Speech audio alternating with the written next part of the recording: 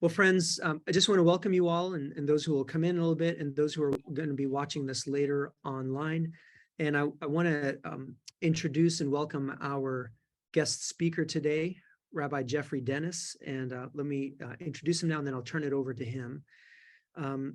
Rabbi Geoffrey is Rabbi of Congregation Kol Ami in Flower Mound, Texas. It's a Reformed synagogue. He's also adjunct instructor of rabbinics in the Jewish and Israel Studies program at the University of North Texas. And he's teaching courses in Bible, Kabbalah, and modern Israel, and currently is teaching a course in Kabbalah, he told me there. He's also associate professor at the University of Haifa. And just like St. John's, he takes some groups every 3 years to Israel, Palestine. And he has been especially taking some interfaith groups, something we haven't done yet, but that's a wonderful thing. His area of expertise include Midrash, Jewish esotericism, mythology, Judaism, and popular culture and ritual studies. Rabbi Dennis was, you'd be interested to know, a registered nurse before he entered the rabbinate, working in cardiac care, long-term care, and hospice. And I'm sure that enriches your ministry tremendously, Rabbi. And he also currently serves as a volunteer police chaplain for the city of Flower Mound. So with that, let me turn it over to you, Rabbi Geoffrey. Welcome. And again, just assume that we know nothing about Jewish mysticism. And I understand. Introduction. I understand. Welcome. Thank you. Well, Bruchim Habayim, welcome to all of you who have gathered here today. As we say in Texas, Shalom, y'all. And also want to wish you a Shavua Tov, a nice beginning to the week, and also wish you a Chag Sameach, because we are about to enter into the holiday of Sukkot. For those of you not terribly familiar with Judaism, basically, if you take a rock and you throw it, you'll hit a holiday. So we have lots of holidays coming along, especially in the fall. We've just been through Yom Kippur, but we are just about to enter into the holiday known in the Christian calendar as the Feast of Tabernacles, which is one of my favorite English words. But we would translate it more prosaically as the Feast of Huts, or the Feast of Booths. And it's a harvest festival, but it also ties to the memory of, there we go. And it also ties to the memory of the Exodus. But that's not immediately germane to what we're going to be talking about. So I've been asked to talk to you about Kabbalah, or as we say in English, Kabbalah. It is a rubric that encompasses a lot of things. Technically, it really refers to a kind of ideology that developed within Judaism in the Middle Ages around the 13th century, but Jews use it as a catch-all for anything that they associate with mysticism, which is where we're going to start, because this is the conversation I always have with my college students. What is mysticism? Now, it is a term that I think one scholar once said is both indispensable but undefinable. It describes a certain aspect of religious or spiritual experience that is markedly different from any other, yet it overlaps with so many other aspects of the religious experience that it's very hard to pin down. So normally I would take this into a question and answer discussion where I would ask you to offer me your definition of mysticism. I'm not going to do that, where it's too awkward under these circumstances. So I'm going to give you five definitions of mysticism. The first, the one that most people think of, is this idea of union or communion or surrender to God or the ultimate reality. Oftentimes it's this idea of what we would say in the West of ego annihilation, that we would surrender ourselves to the transcendent all. And we want that experience, or as Abraham Joshua Heschel called it, a mystic wants to have the whole wheat of spirit before it is ground by the millstones of reason, which is an absolutely fabulous description of what we're talking about here. This direct, unmediated experience of God. I think that for many people is the definition of mysticism. On the other hand, there is also a longstanding tradition in the West, but really I think for any of the Western religious traditions, whether it be Christianity or Judaism or Islam, is the idea of the esoteric. That we're talking about a kind of religious tradition that is concealed, is occult, and of course, occult simply means hidden, even though here in the West we tend to use it in a pejorative way. It sounds like, you know, Satanism or something like that. But this idea that something is not generally available, esoteric wisdom, something that not everybody can know, should know, that's also falls into the category of anytime someone says, I'm going to teach you a secret doctrine or a secret this or that, you're dealing with that, right? The third type is theosophy, which is a great word that nobody knows, right? It's a combination of theology and philosophy, and it's really this idea that you can participate in knowledge that extends beyond reason or evidence. That while reason or evidence can take you to a certain point, there is a necessary intuition or additional data that is needed in order to understand the divine. The fourth definition, and one of my favorites, is erotic theology. If the focus is on an analogy between the religious experience and the sexual love experience, then that falls into the category of mysticism. Now, again, these things sort of spread over between mysticism per se and general religion. So, for example, the chief example of this that's preserved in both Christian and Jewish tradition is the attitude towards the Song of Songs. Now, in Jewish biblical interpretation, there's what's called nigla and nistar, the revealed and the concealed. Already we're back with the esoteric idea, right? So Jewish mystics would tell you that every passage or verse of the Bible has a plain meaning, but it also has an esoteric or secret meaning, except for the Song of Songs. That biblical book should never be read on the basis of its plain meaning, because its plain meaning is it's just a bunch of rock and roll love songs.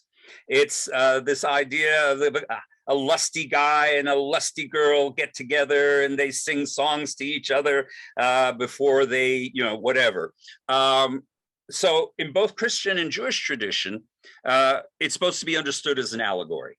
And the allegory of the love of a man for a woman is represents the love between God and either the Jewish people or the church. So that's erotic theology, which might make us a little uncomfortable to perceive God as a lover.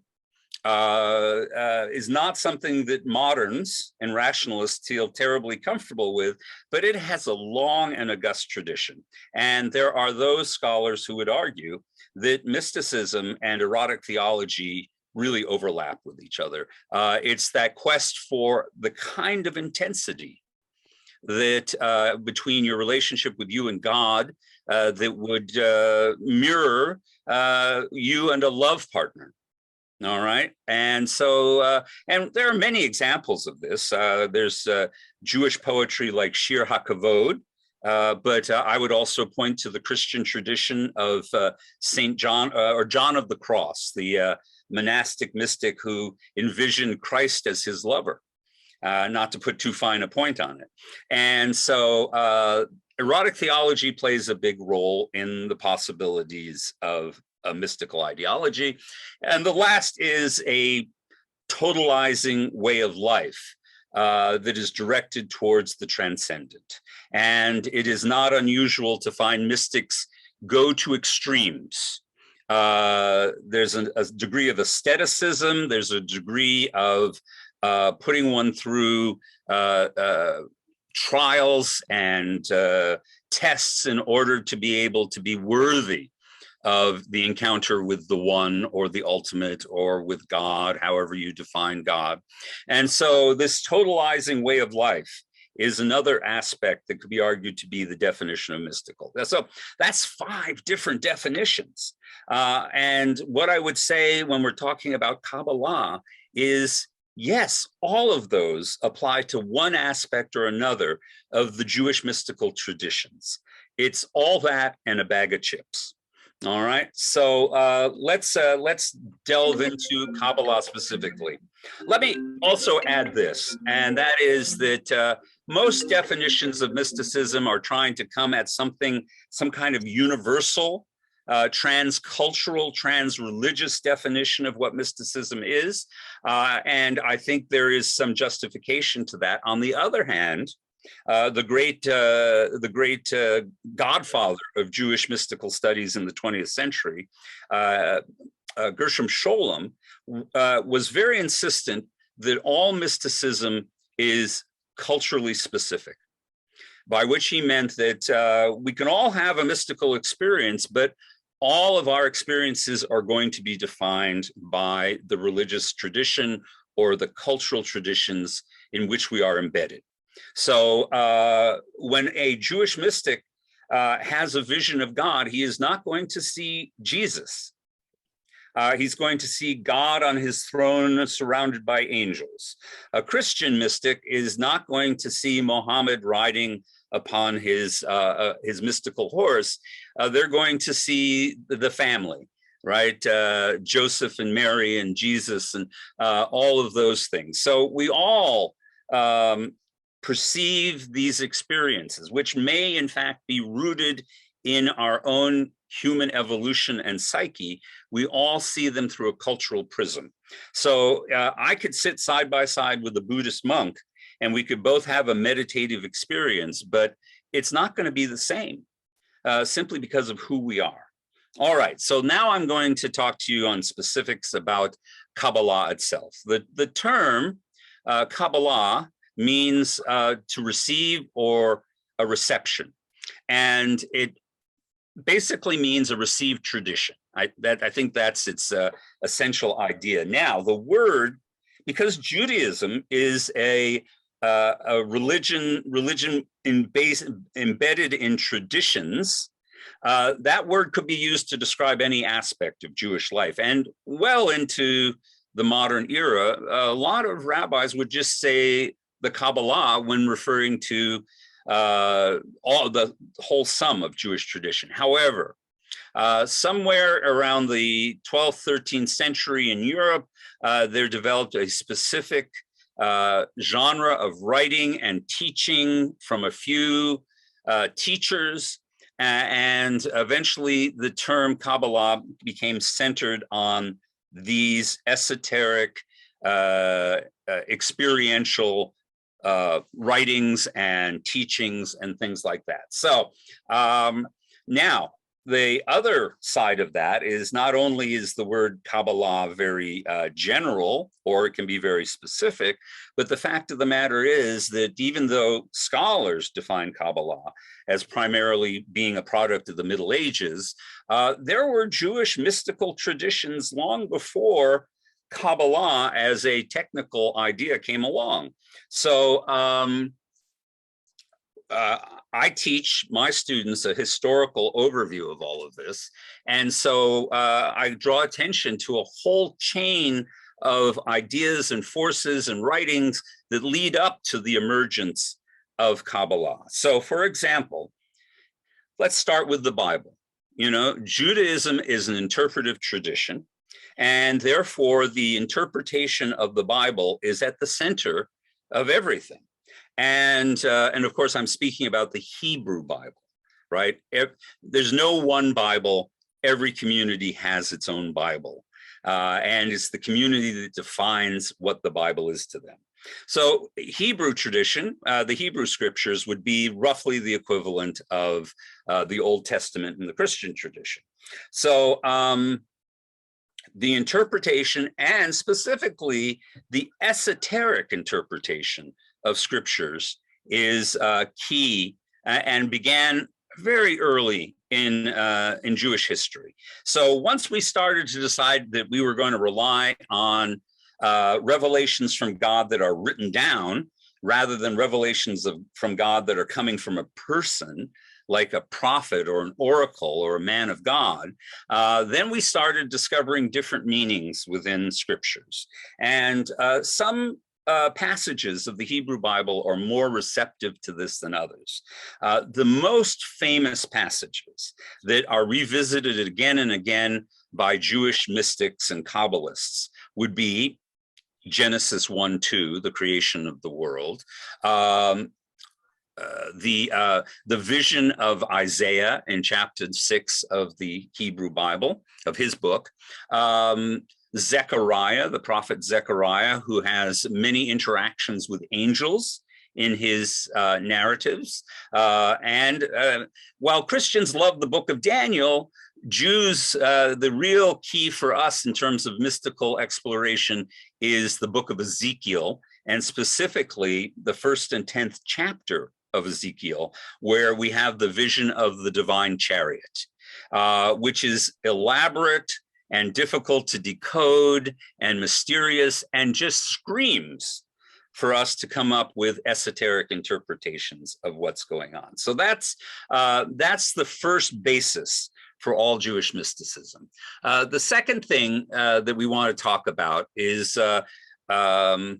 priestly spirituality, something that many people who are even engaged with the Bible, they don't really understand, that the Bible is not one ideology. The Bible is a collection of ideologies from ancient Israel. And one of those ideologies is the priestly spirituality centered on the ancient temple. And of course, there were two temples, first temple, second temple. But in the second temple period, we have more and more writings by priests that are temple-centered and particularly focus on the experience of angels.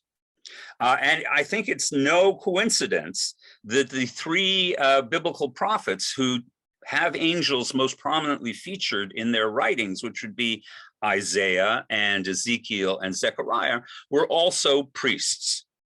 So there is a particular way of experiencing God and interacting with God that centers on the ancient temple and centers on the idea of a kind of divine emissaries who interact with human beings. And in the second temple particularly, we see an explosion of this. And we also see two different models. One is the priests in the temple and the centrality of the temple. And then we have dissident priests, a group of people who were very unhappy with the way the temple was being run. And either they had been driven out or they had left. And as the best we can reconstruct, they settled in an area called Qumran by the Dead Sea. And they left behind for us a library, the greatest library of not only ancient biblical texts, but also extra biblical texts, rewritten biblical stories, as it were, and also some of their own ideological writings.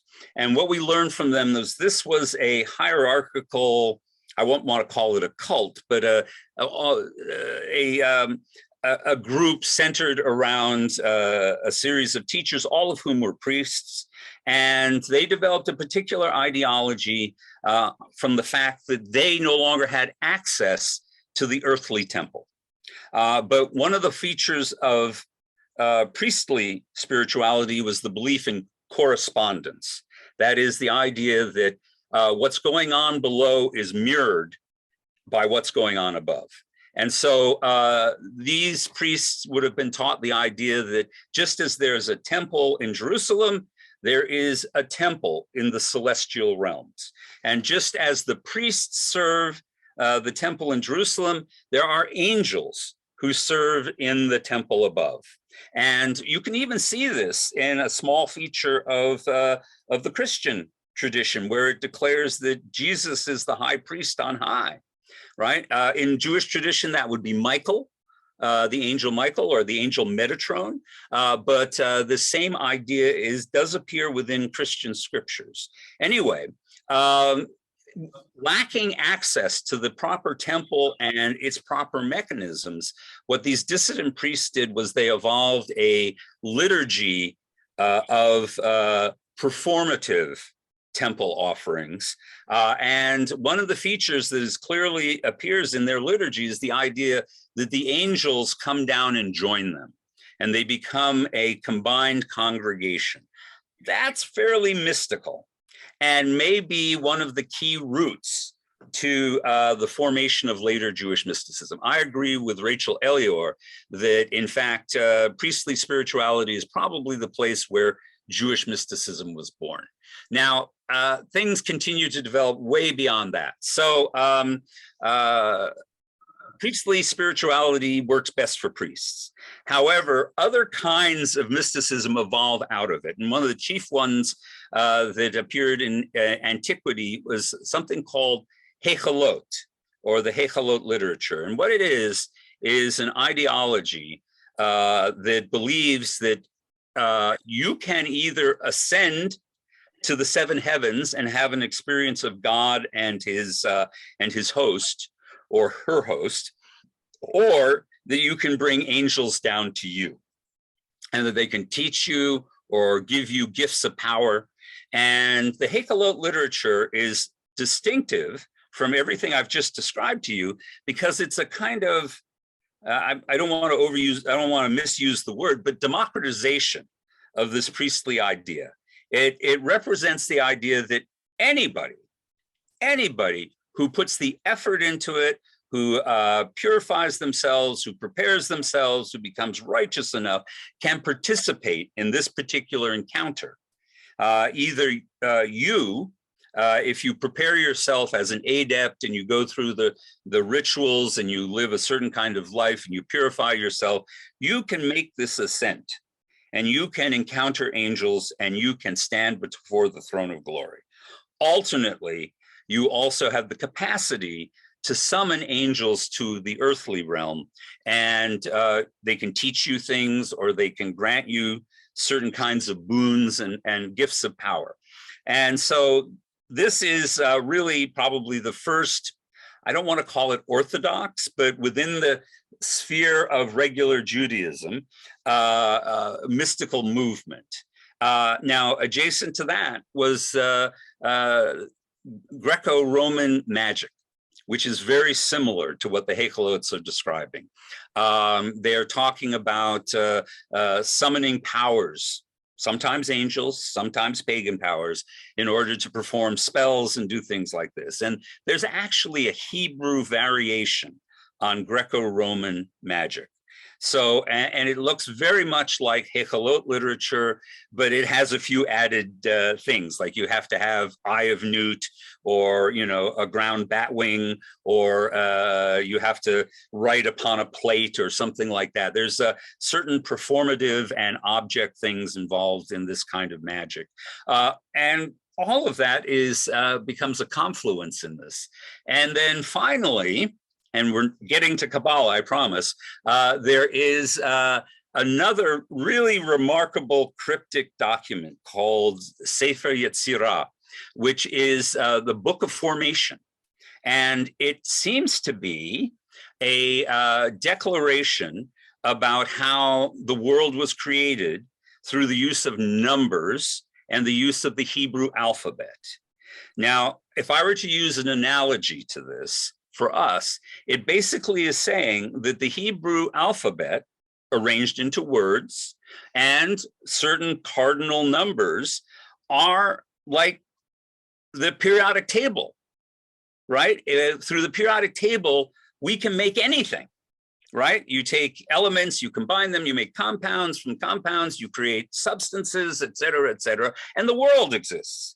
And that's exactly analogous to what Sefer HaYetzirah is saying. It's saying that if you know how to manipulate the letters and you know how to manipulate the numbers, you too can create reality through the manipulation of these things. And this is based on the Bible, just like everything else in Jewish tradition, because God brings the world into existence by speech acts. He doesn't slay a cosmic monster. He doesn't, give birth to the world. He speaks the world into existence. And since God speaks and I speak, if I know enough about how to use the sacred language, the cosmic language of Hebrew and the cosmic numbers, I can do something like that. So this has been a fascinating book to Jews. It's unbelievably obscure. And that triggers endless commentaries, maybe almost as many commentaries as Jews have written on the 5 books of Moses. It is so compelling. It probably has its basis in a certain kind of Greek Pythagorean mysticism, things like that. So anyway, now I've given you all of this stuff. I got the priestly spirituality, I've got the Haifa literature, I've got the magical literature, I've got Sefer Yetzirah, and then wham, throw in Platonic and Neoplatonic philosophy, and put them all together in a jar and shake them up, and there you get Kabbalah, the ideology that emerges in Europe, because the European Jews inherit all of these earlier texts, which are not self-explanatory and therefore require interpretation. And they want what these texts describe. And then they also absorb this idea from Plato that there is the ultimate God, or good, or however a Platonist describes it, and it is pure spirit, but somehow it creates a material world. And how does a pure spirit that is endless create something that is limitless and material? And the answer is emanation. And perhaps the best analogy is to the sun. The sun produces its energy, it sends its rays out, and it creates life on earth. All right. And through the emanations of the sun, life begins. And likewise, in Platonic thought, the spiritual emanations of God, the Shefa, the divine overflow, flows down into the void. And out of that, gradually in stages, emerges us, a material existence. Right. And this is actually really important. This philosophical addition to all that Jewish stuff from antiquity proves to be incredibly important, because what that means then is that it gives the medieval mystics a notion that has philosophical weight. It has a logic. And it has a rationality to it, but it also allows for mystical experience. And that experience is, how do I go back up the chain of creation to get back to that original experience close to God, right? And so the idea of climbing up the rungs of a ladder, or phases of an emanation, or to borrow the image of Jacob, climbing the ladder of Jacob up from earth to heaven, becomes a major image and idea in Jewish thought. We are both the culmination of creation, making us the greatest thing ever, but we're also the last thing emanated out of God, which makes us the most remote. And so there we have this wonderful paradox. We are a little lower than the angels, yet we are far removed from a God who is not immediately accessible to us. And so the project becomes, how can I return? How can I get closer to God in a way that brings me a sense of either that I am one with all, or that I have a unique and privileged relationship with the divine. And so that is that's Kabbalism in a quick picture. And this can be understood in many different ways, but it's about experience, but it's other things too. So let me go back to something I know, and some of you older people may know, especially you older men. I'm going to appeal to a rather facile example of erotic theology. All right, this is, don't take it on the surface. It's just an analogy. When I was young in the 1970s, I used to read National Lampoon, which is a parody magazine. It was a lot of fun. I always laughed at everything. And in the back of that, there were these ads. There were always ads back in those good old days before we had the internet, which never has ads. One of the ads that would always catch the attention of young men, particularly because of the graphics that went with it, was a book that promised to teach you how to seduce women.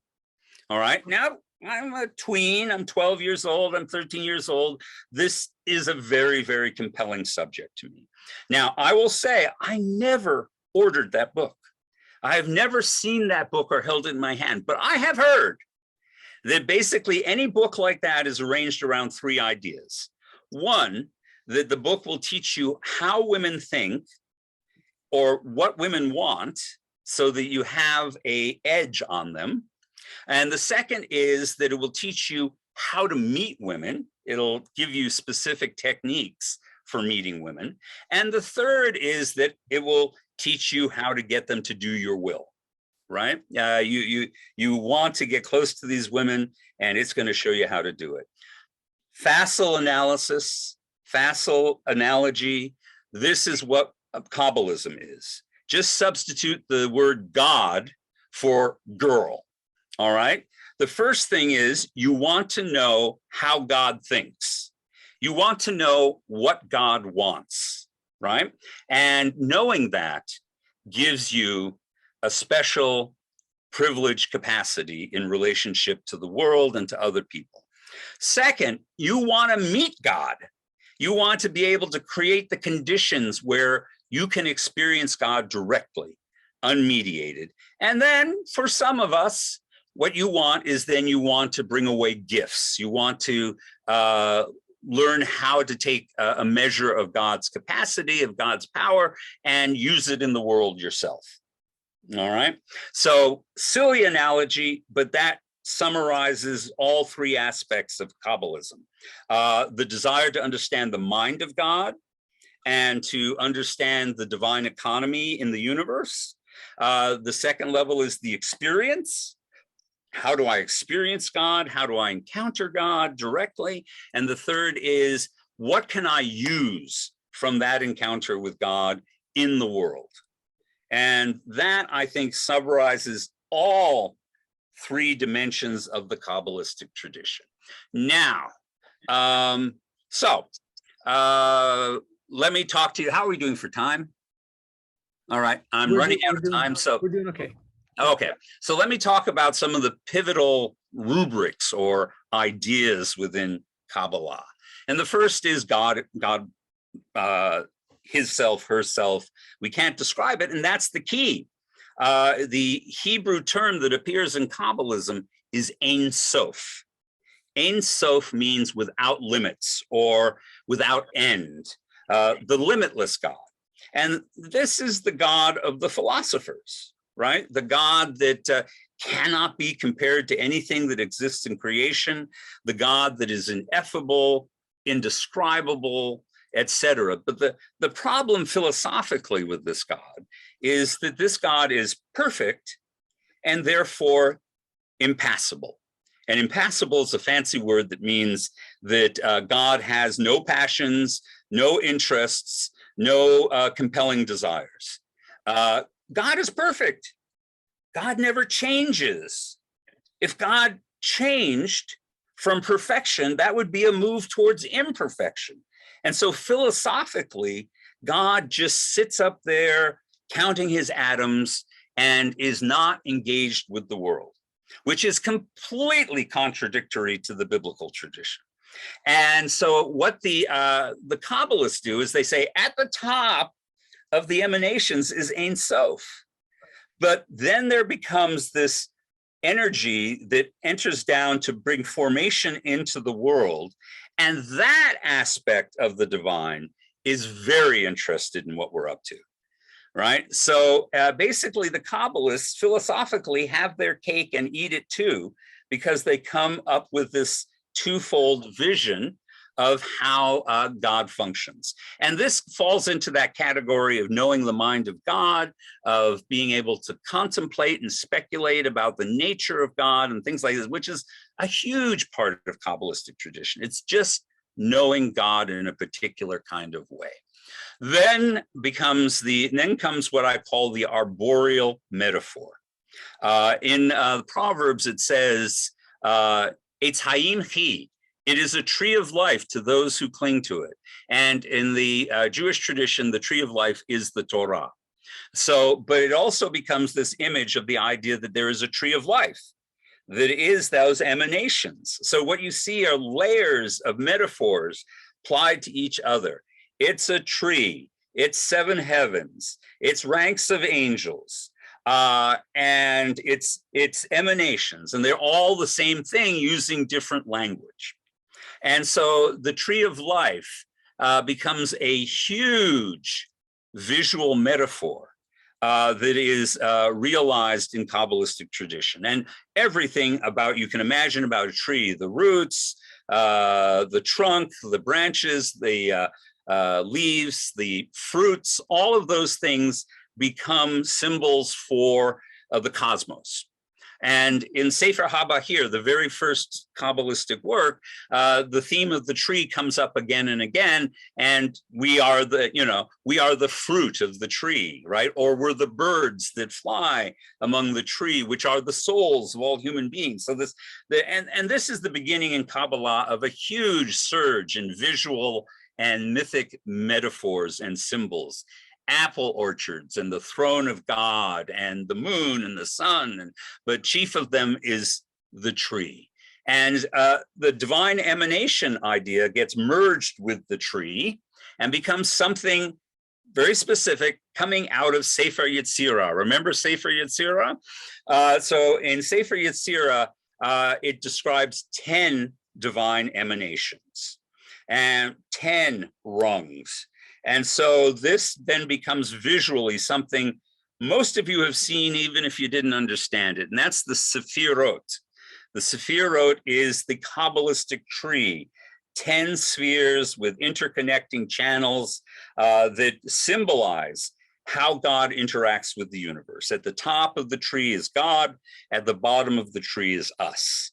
And in between are these 10 emanations or aspects of God that are used again and again to illustrate what's going on in the universe. So it starts at the top with God's first thought of creation, which is called Keter, and then God creates a binary, bisexual series of forces. One is called Chokhmah or wisdom, and the other one is called Bina or insight. They're male and female, whatever, and then they in turn give birth to other aspects of creation, beauty and love and law and triumph, and on it goes until it reaches the bottom of the tree, which is called Malchut, kingdom, or sometimes it's called Shekhinah, the divine presence. And that brings us to the next important feature of Jewish mysticism, which is the realization of the divine female. So, the idea of male and female coupling, which was so important to pagan religion, doesn't completely disappear in Jewish tradition. We just redefine it. So instead of having a male god and a consort female god, you have God and you have God's consort, and that consort is the people Israel. We are God's wife, which is why the Song of Songs all works together, right? And we're in love with each other. And so this image of us as the wife of God, which appears in the Bible, in the book of Hosea and other places like that, becomes an important metaphor for the rabbis. And then it appears in Christian tradition in its own way with Marianism.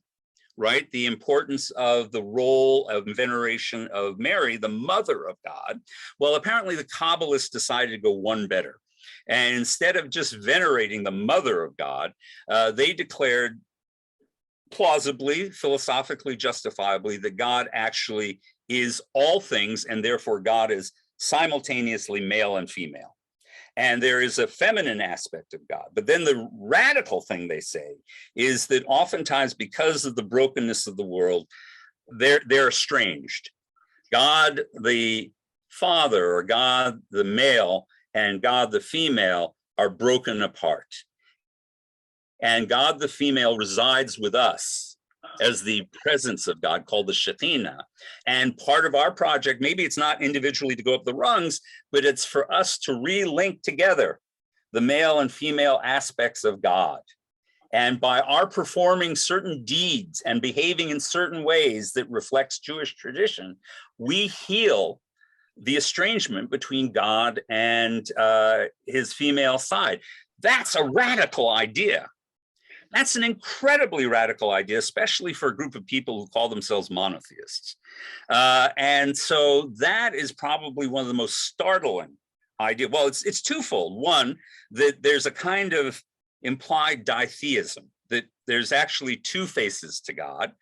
Christians have three faces to God, but Kabbalists have two. And the second thing is that God needs us, which is an entirely scandalous idea from the perspective of rationalism. God, again, needs nothing as far as the traditional theism goes. God doesn't need us, we need God. But the Kabbalists say, no, the very reason the world exists is because God needs something. And what God needs is the unification of male and female aspects of the self.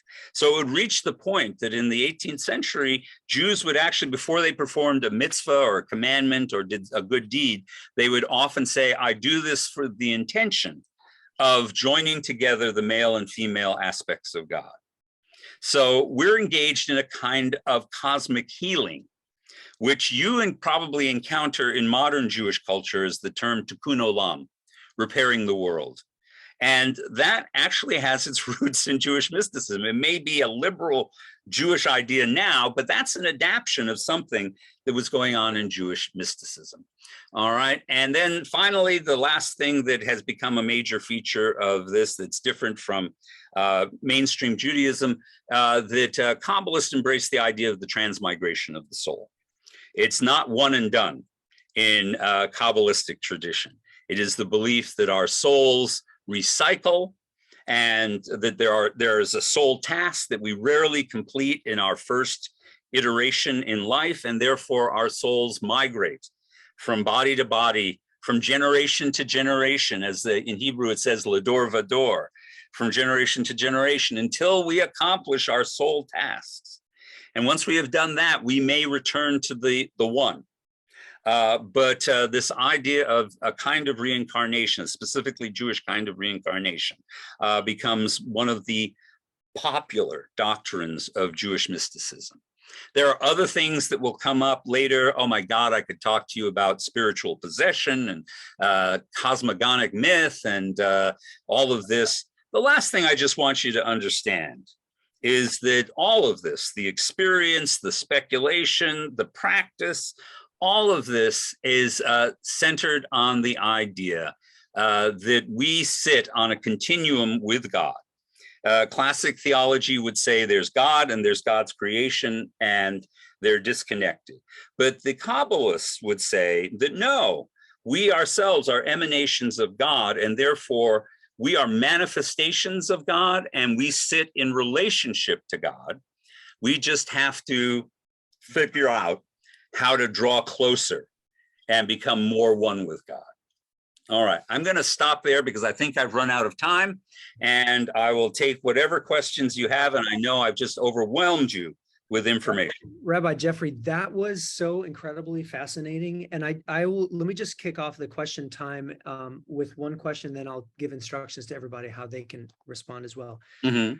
Can you tell me, and for every point that you gave, I have a question, but I'm not going to go into it. I understand. What is the social impact of a person who practices Kabbalah?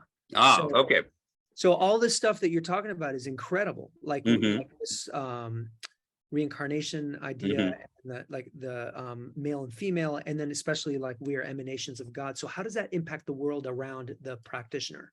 All right. So I think one of the special features of Jewish mysticism is the insistence that we are still a communitarian group, that you can't just become a monk or an anchorite or run off and live in a transcendent reality by yourself. That really a Kabbalist is required to be part of a community, and that's his mission. Because he needs to be participating in the world at large. And so actually, I think the social impact is quite powerful. So you see, for example, it starts in Sefer Haba here, but it really develops in the Zohar, which is the great magnum opus of Jewish mysticism, the idea that each and every commandment found in the Bible is an act of cosmic healing. So when you do something for your neighbor, you're not only doing a social benefit, but you're doing a cosmic benefit. So it adds a whole layer of significance and importance to our social relationships and how we behave. And so it has a tremendous social impact that presumably the Kabbalist, the person who adheres to this ideology, is going to be particularly meticulous in trying to perform these things. Now, the impact of this is limited up until about the 18th century, when Kabbalism turns from being an esoteric tradition into an actual movement. And that movement today is known as Hasidism. And Hasidism is a kind of popular Kabbalism. And the idea was that each and every Jew should know that what they're doing has cosmic significance.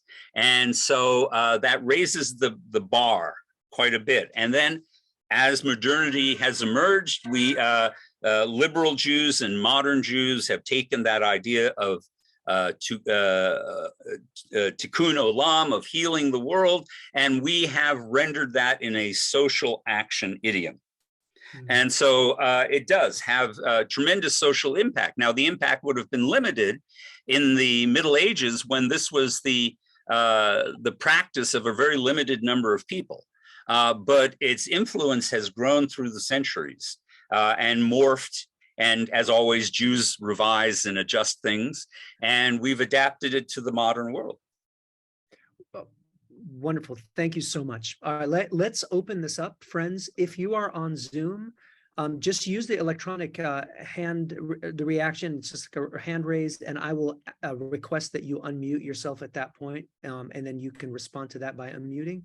If you're in the parish hall, there's a microphone stand that's to the right of the screen, and you just walk up to that microphone, and I will see you standing there, and I'll call on you. So let's take a moment and open this up for questions.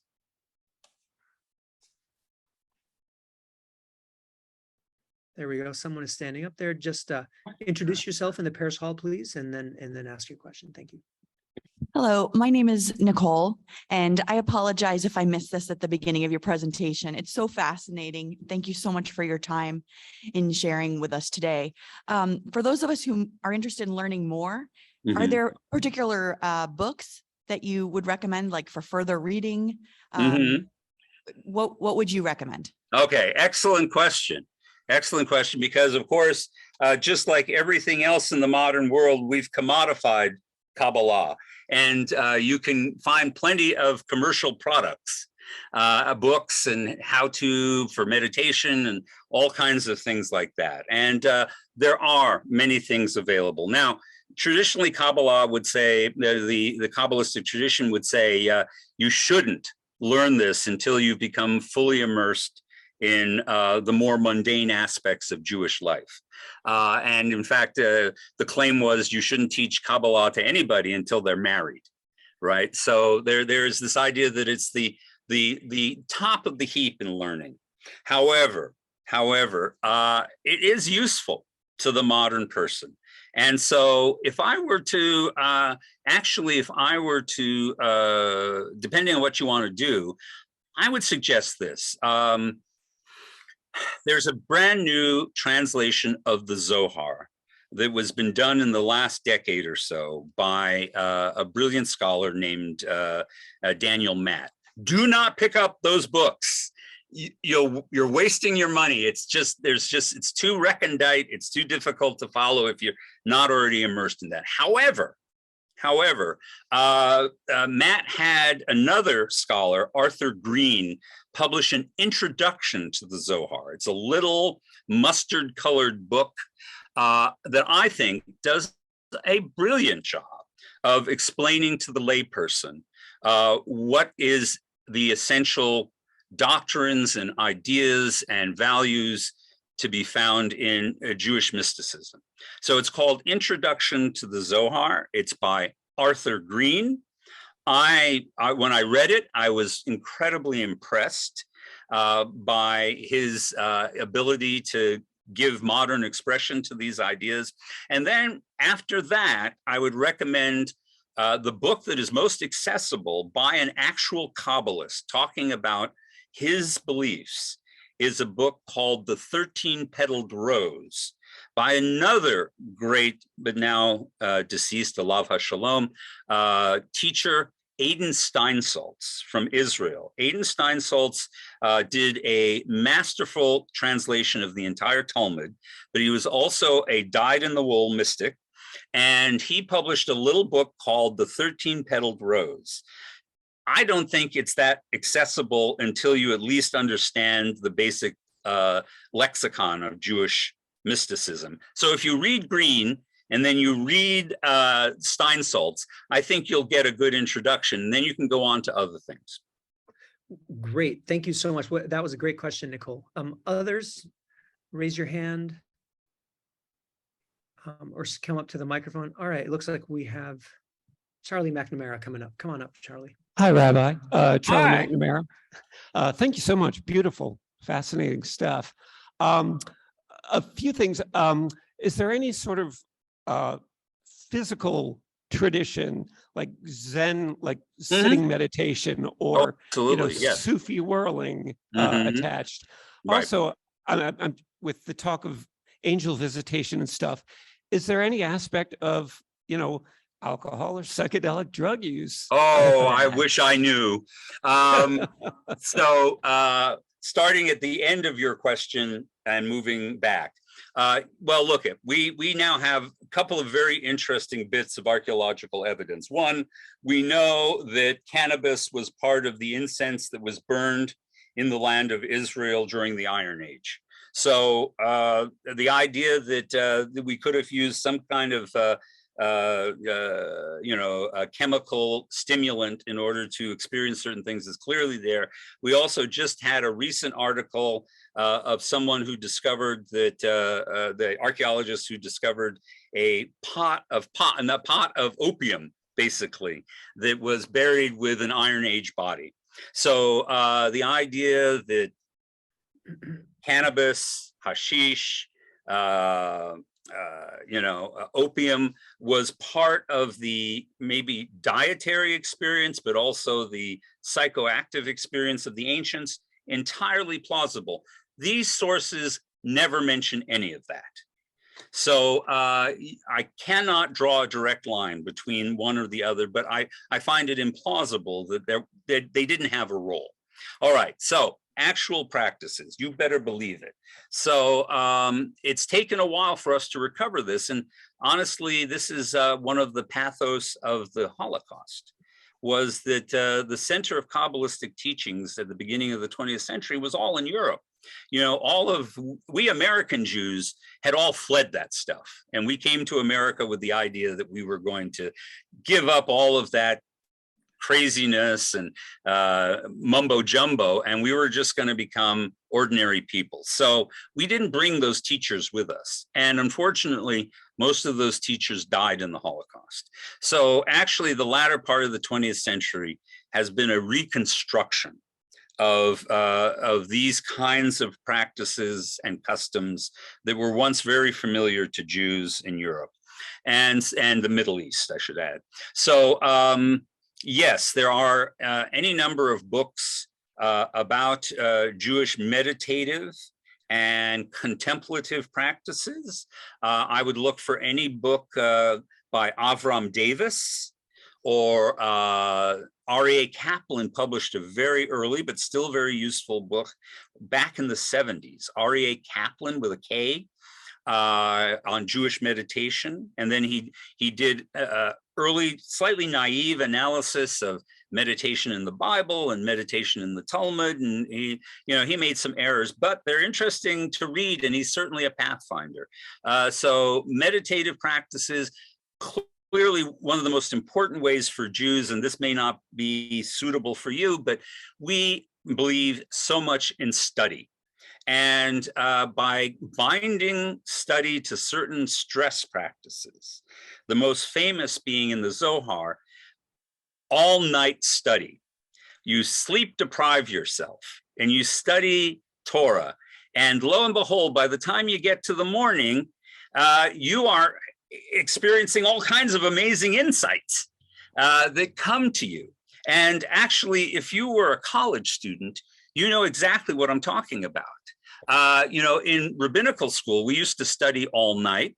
And by the morning, we were having what I used to very facilely describe as cognitive orgasms, where we would suddenly read a text and connect it to something in our life and connect it to something in something we've experienced. And we go, oh my God, this is amazing, right? And it really is an altered state of consciousness. So never underestimate the power of studying scripture. You just have to do it under difficult circumstances, and it will have an effect on you. So meditation, stress practice, it's exactly like jogging, right? Jogging is painful until you hit the wall and you break through, and then suddenly it's euphoric. The same thing is going on in Jewish practice. And there are a number of books. If you look up Jewish meditation, I would say there are a dozen good books that you can find on Amazon about those practices. Rabbi Geoffrey, this has been so incredible. Oh, it looks like, okay, one more question, because if I don't let my dad ask this question, I'm like, okay, absolutely. No, one must respect one's father. Exactly. Okay. I'm asking you to unmute yourself, Naeem, if you'll do that. And then this will be the last question. There we go. All right. Yeah, thank you. Thank you very much, Rabbi. I appreciate. Can you hear me? Yes, I can. Yeah. I really appreciate your input, and I learned a lot, from you. I have a couple of questions. Mm-hmm. One is, when I used to know that Kabbalah was very, I don't know whether it started, but it was very popular in the 17th century in Swat. Oh, yes. You're very right. And I thought it might be good if you can tell us something about it. Sure. About that. And the other one, I wonder, when I think about mysticism in different religions, are the mystics, or will the mystics come to a point where they meet and they're trying to be close to God and so on? So how does mysticism in various religions relate to each other? Is it possible, or everyone has its own way? Thank you very good. All right. So I'll do the historical question first, and then I'll address the other one because I think it's relevant to us as Jews and Christians. So you're right. Famously, and I didn't have time to get to it, there was an effervescence of Kabbalism, including some very innovative new ideas in Kabbalism that emerged in the 16th and 17th century, mostly in the land of Israel, as you refer to it, the very modest town of Safat or Safed.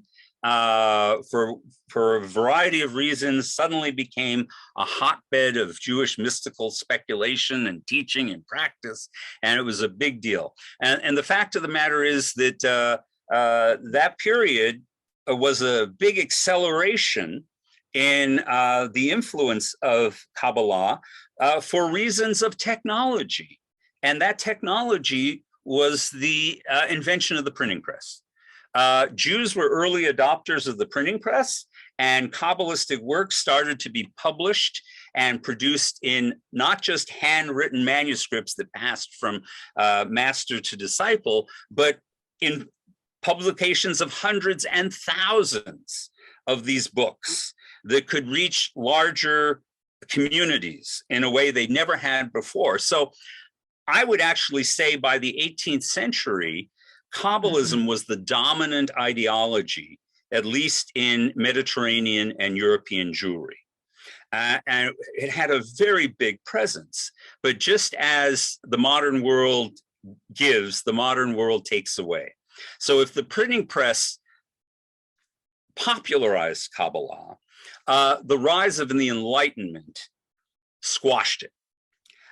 Because Jews in the 19th century discovered the Enlightenment, realized the Enlightenment offered them a better future as Jews socially, because of the ideas of equality, fraternity, et cetera, but also because this rationalist ideology was one that everyone could participate in, not just Jews, that actually probably caused the collapse of Kabbalistic influence among Western Jews. And so we all decided collectively, there was no meeting, but we all decided collectively we were going to become the most rational people on the planet. And from the 19th century on, we all went to university and we all became doctors and we all became lawyers. And we made this decision that we were going to participate as fully as possible in the Enlightenment project. And Kabbalah got thrown to the side. And of course, it wasn't abandoned by all Jews, especially Jews who were not touched by the Enlightenment. But it took quite a while for it to rally and come back into the kind of influence it has today.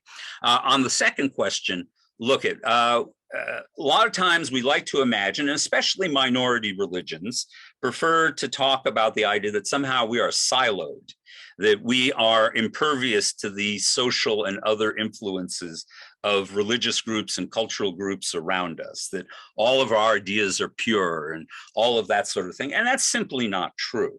Now, while I agree with Sholem that we will never be able to sit together and necessarily envision, have a spiritual experience of the divine, that we could all sit with each other and say, oh yeah, I saw that. Did you see that? Yeah, I saw that. I understood that. Yeah, that way. But there is a constant cultural borrowing that happens to each other. As I said, I don't think it's completely coincidental that the idea of the divine feminine emerged in Catholic Spain at the same time as the rise of the cult of Marianism. I think this idea of a craving for a female embodiment of the divine was something that people shared in that milieu together. We know that there were Jewish Sufis that appeared at the later phases of the emergence of Islamic Sufism, and in fact, Maimonides' son Abraham was one of those. So this rationalist, it must have been terrible at home. This rationalist would come home, and there was his son, and he was going Om, and doing all this stuff. It must have drove him crazy. But in any case, so we have a vein of Sufi-inflected Kabbalism, and there's good evidence that early Kabbalists had an influence on early Sufis. So there's always an interaction going on. And I think we're enriched by those things, as long as we're willing to accept that we also need our boundaries. And if we can accept the boundaries of each other's faith, that it's not about conversion, it's about dialogue, then I think we can have very fruitful conversations. Rabbi Geoffrey, thank you so much. Could you send us off with a blessing today? Absolutely. A parable. Once there was a man who was lost in the wilderness, and he was hungry, he was thirsty, he was struggling. And then he saw off in the distance a lone tree, and he couldn't believe it, out there in the middle of the desert. And so he goes to this tree and he sees this tree, and this tree is right by a wonderful, wonderful oasis of water. So he drinks the water, and then he sits under the shade of the tree, and then he looks up and he sees that the tree actually has fruit, and he pulls fruit down and he eats, and he's satisfied and he recovers, and he realizes he's now strong enough to continue his journey across the desert to his destination. And he turns to the tree and he says, "Tree, I would bless you, but what could I bless you with? You already have water. You already have shade. You already have fruit. You have everything that you need. So this is my blessing. May there be many more like you." And that's my blessing to this community. Those of you who are interested in learning, in participating in interfaith activities, who want to understand your neighbors in all of their differences, may there be many more like you.